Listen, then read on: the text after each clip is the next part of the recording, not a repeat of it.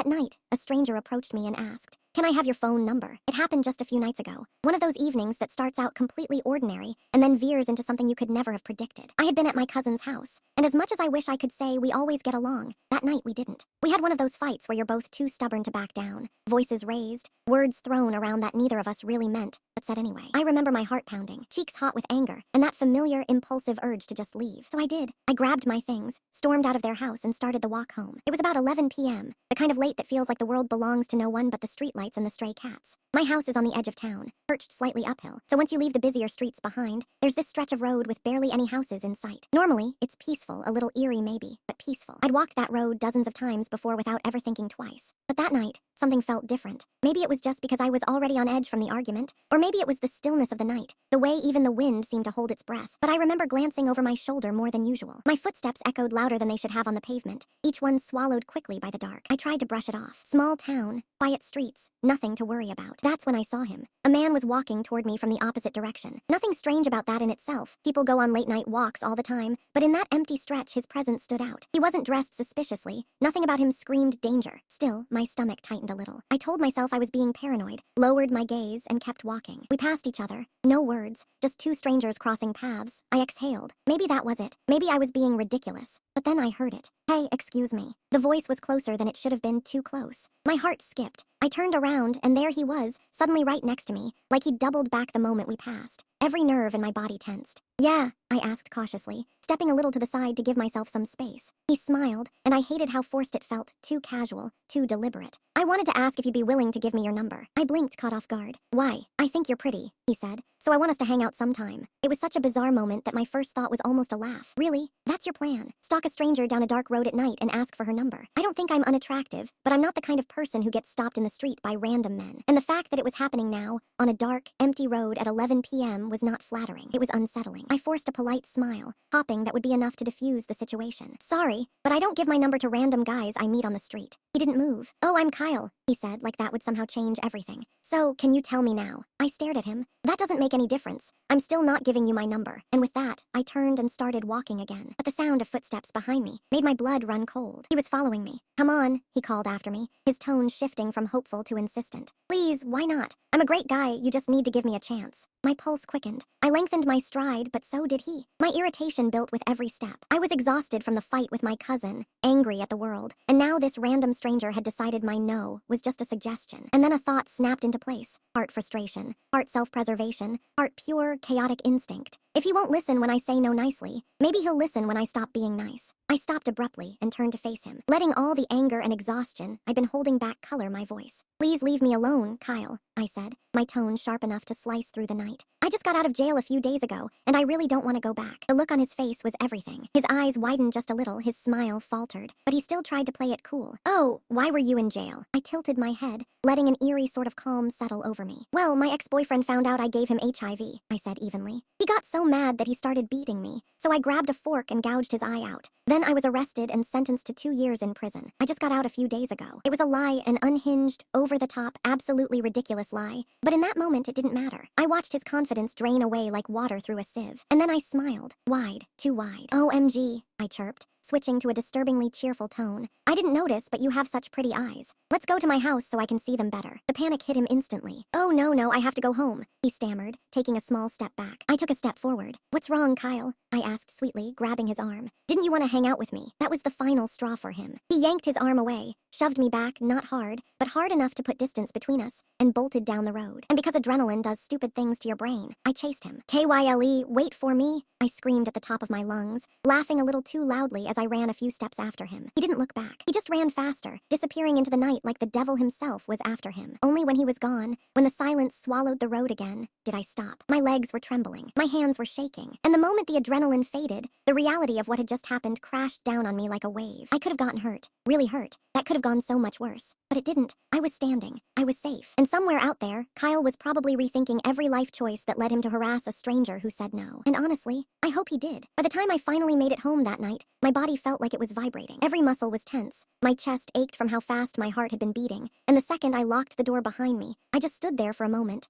staring into the darkness of my hallway, trying to process everything that had just happened. It hit me then just how close things could have gone sideways. That stretch of road is quiet, too quiet. There are no cameras, barely any streetlights, and not a single soul around at that hour. If he had decided to do something, anything, there would have been no one to see, no one to help. The thought made my stomach twist. I stumbled into the bathroom, splashed cold water on my face, and stared at my reflection. I didn't look like someone who had just terrified a man into sprinting down the street. I looked like someone who had just been reminded how fragile safety can be, how quickly a normal walk home can turn into a story you'll never forget. And then I laughed. Not because it was funny, far from it, but because of the absurdity of it all. Of all the ways I imagined that night ending, chasing a grown man down the street while screaming his name wasn't even in the top 1,000. But beneath the shaky laughter, something heavier settled in my chest. Fear and anger. The fear wasn't just about him, though that alone was enough to make me double-check every lock in the house twice. It was about how easily my no had been ignored, how my boundaries, my space, my safety had been treated like an obstacle he could just push past with persistence. And the anger, that was for every time I'd heard someone say, he was just being friendly, or you should have just said no. I did say no, calmly, politely, clearly, and it wasn't enough. I lay awake for hours that night replaying the scene in my head, the way his smile had turned to confusion, then annoyance, then panic. The moment his confidence cracked when I mentioned jail. The way he tore his arm out of my grip like it was on fire. Part of me worried I had gone too far. The story I told was horrifying, over the top, and definitely not the kind of thing normal people say to strangers. But another part of me, the part still shaking from adrenaline, whispered that it was exactly what was needed in that moment. Because let's be honest, no, thank you wasn't going to stop him. Please leave me alone hadn't slowed him down. It wasn't until I stopped trying to be polite and started being terrifying that he actually listened. And isn't that the real problem? The next morning, I woke up groggy but safe. I made myself coffee, opened the curtains, and looked out over the quiet street leading up the hill. It looked exactly the same as it always had, empty, peaceful, harmless. But I knew I'd never look at it quite the same way again. I thought about telling someone what had happened, my cousin, maybe, or a friend, but I didn't. Something about it felt too surreal to explain. How do you casually drop into conversation? Oh, by the way, I pretended to be an HIV-positive ex-convict to scare off a creepy guy last night. Instead, I kept it to myself. For the next few days, I was hyper-aware of everything. Every time I walked home after dark, I checked behind me every few seconds. I avoided that stretch of road unless absolutely necessary. And if I did have to walk it, I stayed on high alert, keys between my fingers, phone in hand, shoulders tense. I also found myself replaying the encounter over and over again, not the ridiculous part, but the beginning. The moment I realized he was following me, the way he brushed off my no like it was just part of a game, the tone of his voice, shifting from casual to pleading to insistent. And the truth is, I don't think Kyle was some monstrous predator. He probably thought he was just being persistent. Maybe he even believed he was being romantic, but that's the problem. That belief that a woman's refusal is just a challenge is what makes people like him dangerous. I didn't owe him my number. I didn't owe him a conversation. I didn't owe him anything. And yet, in his mind, I was the one being unreasonable. It's a strange mix of emotions. Even now, I'm proud of myself for standing my ground. I'm relieved nothing worse happened. But I'm also deeply unsettled by how close it all felt,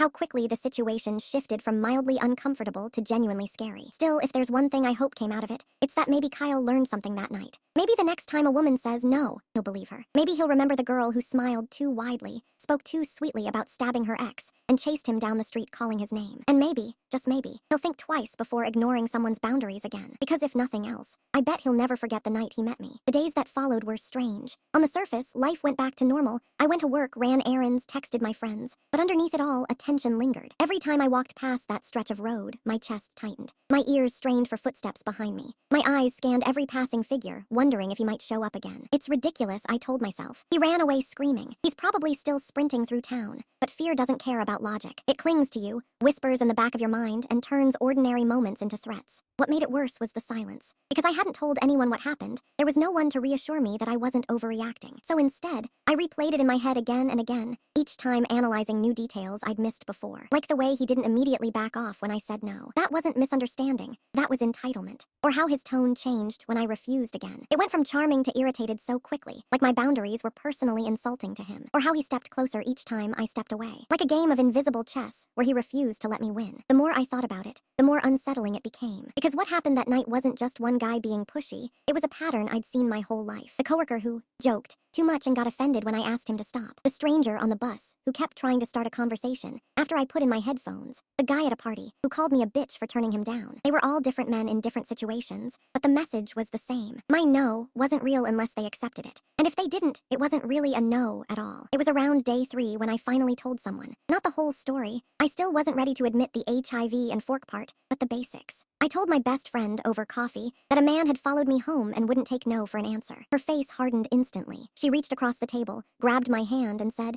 "That's not okay. That's not just some random creep. That's scary." And hearing her say it out loud made something click in my chest, because part of me had been downplaying it. Maybe I overreacted. Maybe I made it bigger than it was. But no, it was scary, and my fear was valid. She offered to walk me home for a while or pick me up when it got dark. And though I declined, I felt lighter just knowing someone else knew. But the conversation also sparked something else. Anger. Not the hot, explosive kind that makes you want to scream, but a cold, focused fury. Because the truth is, I shouldn't have to lie about prison and assault to make a man respect my boundaries. I shouldn't have to become a walking horror story just to be left alone. The fact that fear worked better than reason said everything about the situation. One evening, I was walking home again, and the street was empty, silent, except for the wind rustling through the trees. But I caught myself glancing over my shoulder anyway. My heart skipped a beat at a passing shadow that turned out to be a stray cat. That's when I realized the incident had changed me. Maybe not permanently, but enough. Enough that I couldn't walk home the same way. Enough that I gripped my phone tighter and planned exit routes in my head. Enough that my peace, the simple peace of walking home alone, had been fractured. And I hated him for that. Not just for scaring me that night, but for stealing something small and precious from me. The ability to feel completely safe in my own town. But then another thought followed, one that stopped me mid-step. Maybe I hadn't just scared him that night. Maybe I'd warned him. Maybe my bizarre performance wasn't just self-defense. Maybe it was a lesson. Maybe the next time he sees a girl walking alone, he'll think twice before chasing her down. Maybe he'll remember the cheerful lunatic who talked about gouging eyes and think, better not. And maybe, just maybe, that ridiculous lie saved someone else too. That thought didn't erase the fear, but it dulled its edge. Because if there was even a chance that my story stopped him from harassing another woman, then maybe it wasn't just self-preservation. Maybe it was a tiny act of resistance. Still, the incident became a turning point for me. I started carrying pepper spray in my bag. I shared my location with my best friend when I walked home late. And I promised myself that I'd never again feel ashamed for saying no, or for doing whatever it took to make that no heard. Because in a world where people like Kyle exist, politeness isn't protection. Boundaries aren't always respected. And sometimes, the only language someone understands is fear. About a week later, something unexpected happened. Word about that night started to spread. Not the full story, of course, but small fragments that somehow made their way through our small town's rumor mill. A friend of a friend mentioned they'd heard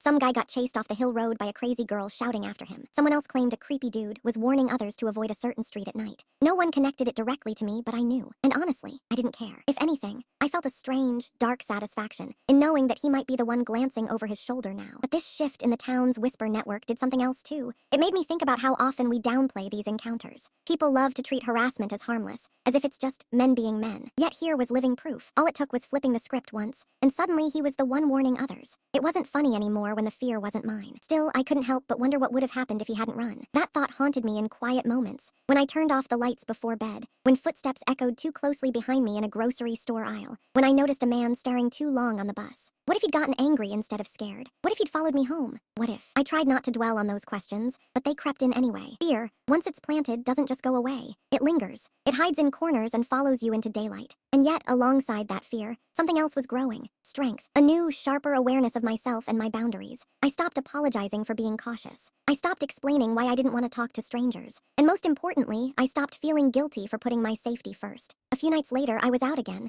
this time walking home after a movie with friends. As I neared that same empty stretch of road, I felt my muscles tighten, like my body remembered before my brain did. The darkness seemed heavier there. Every sound felt louder. Then up ahead, I saw a figure. A man, alone, walking toward me. For a split second, panic seized me. What if it's him? My heart raced. My palms went sweaty, but instead of shrinking back, I straightened my spine. I adjusted my bag on my shoulder, and I prepared. The man passed without even glancing at me. Probably someone's uncle heading home. But still, I caught myself clenching my fists until he was far behind me. And that's when I realized the truth. I wasn't scared of the dark or the road. I was scared of being powerless. That night with Kyle had made me feel powerless, until I took that power back. It wasn't about the wild story I'd told. It was about refusing to let someone else decide how close they could get, how much space they could take, or how much fear I had to swallow. That's when the lesson fully clicked for me. No is a complete sentence. It doesn't need justification. It doesn't need to be polite. And if someone ignores it, I have every right to escalate however I see fit, whether that's yelling, running, or terrifying them with the most insane story I can invent. And as weeks passed, I stopped thinking about Kyle as often. He faded into the background of my life, becoming just another story I'd tell over drinks, one part hilarious, one part horrifying. People would laugh, gasp, and then grow quiet when I'd finish with, "But I'm lucky. It could have gone differently." Because that's the part we all know deep down. These encounters don't always end with the guy running away. Sometimes they end much worse. And the more I thought about that, the more I realized how lucky I was that night.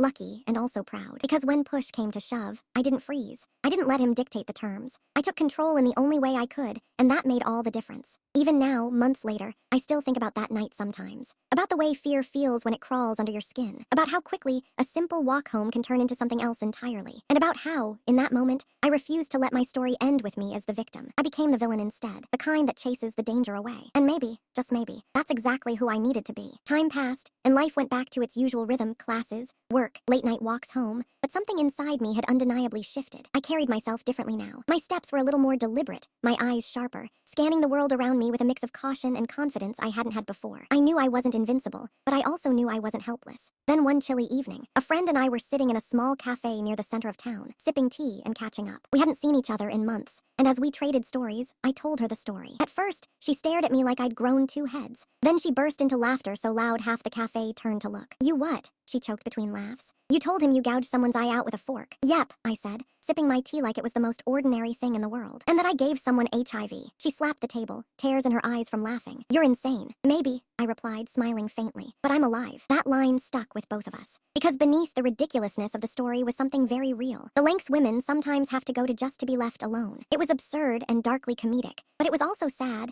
that it took a lie about violence and disease to get a stranger to respect a simple no. The more I thought about it, the angrier I became. Angry not just at Kyle, but at the world that teaches men persistence is romantic and teaches women that saying no politely isn't enough. Angry at how many stories I'd heard from friends who hadn't been so lucky, stories that didn't end with laughter in a cafe. And yet, in that anger, I felt a kind of resolve harden in me. I promised myself I'd never apologize again for protecting myself, no matter how ridiculous my methods seemed. Weeks turned into months. Winter melted into spring. And then, one afternoon, as I was walking through the town square, I saw him. Kyle. He was standing near a bus stop, hands shoved deep in his pockets, talking to another guy. I froze mid-step. It was the first time I'd seen him since that night. My pulse spiked, but not with fear, with curiosity. Would he recognize me? Would he say something? I shifted my path slightly to pass near him, just close enough to catch his reaction. And sure enough, his eyes landed on me. Recognition flared instantly, and so did pure, unfiltered terror. His conversation cut off mid-sentence. He took one step back, then another, and then he just turned and walked away, fast. I don't think I've ever smiled so hard in public. That reaction told me everything I needed to know. He remembered. He believed every word I'd said. And most importantly, he was scared of me now. The power dynamic had flipped. Once upon a time,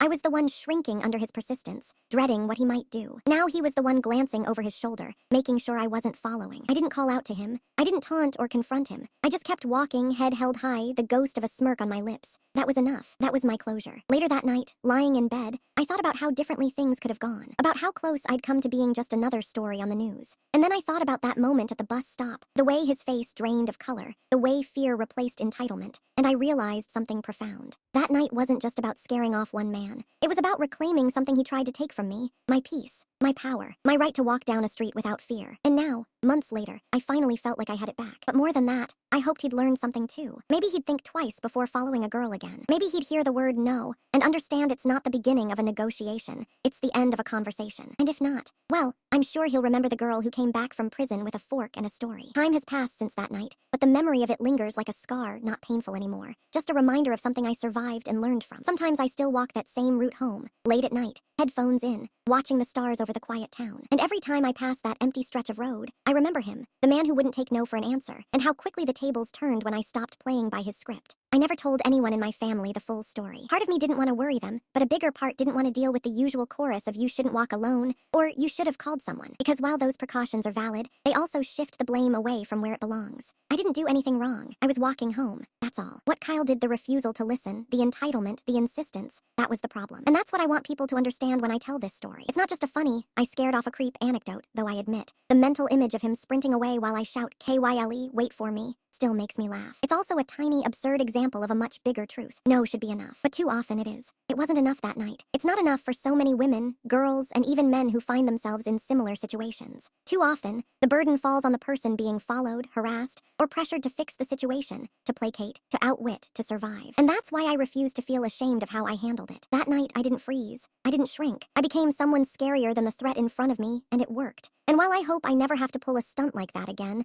I know that if push comes to shove, I can. And as for Kyle, I never saw him again after that brief moment at the bus stop. Maybe he moved. Maybe he just avoids that part of town. Maybe, just maybe, he learned that persistence isn't charming and that pushing someone's boundaries is not only disrespectful, it can backfire spectacularly. Every now and then, when I tell this story to friends, they always ask the same question: weren't you scared? And the answer is yes, terrified. The whole time, beneath the adrenaline and fake cheerfulness, I was scared out of my mind. But fear doesn't mean helplessness. Fear can sharpen you. Fear can make you think fast and act faster. Looking back, I realized that night taught me more than just how to scare off a creep. It taught me that I have a voice that's worth listening to, and that I don't have to whisper it. It taught me that I can be both afraid and in control. And most importantly, it taught me that I don't owe anyone my time, my attention, or my number, no matter how politely they ask. So yes, maybe Kyle ran off thinking I was a violent ex-convict with a penchant for eye gouging. Maybe he tells people about the crazy woman he met that night. And maybe that's exactly what he needs to remember, that every person he approaches is a human being with a story, boundaries, and the right to walk away. As for me, I sleep easier now. I walk taller. And I know that in the most ridiculous, chaotic way possible,